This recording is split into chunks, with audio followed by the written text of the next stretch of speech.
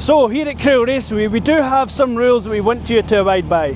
First of all, please, no speeding through Crail Raceway, no noise. We want to try and be as peaceful as we can for the local residents.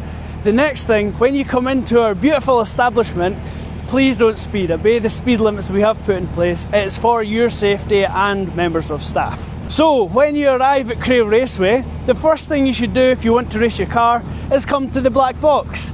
You come into the black box, you register your car as well. If you are a passenger, you will need to sign on as well.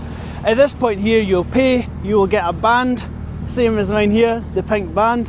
You'll take your car along to the boys at the top and they'll give your car a little check over just to make sure you have wheel bolts, battery secure, and there's nothing unsafe about your car. Passengers are allowed here at Crail Raceway. However, if your child is under the age of 8, unfortunately they will not be able to sit in the car. If your child is from 8-year-old to 16-year-old, they are allowed in the car for a passenger run. However, they must wear a helmet. If your car is faster than 120 miles an hour in the quarter mile, you also require a helmet. And as always guys, please be respectful towards our staff and have fun.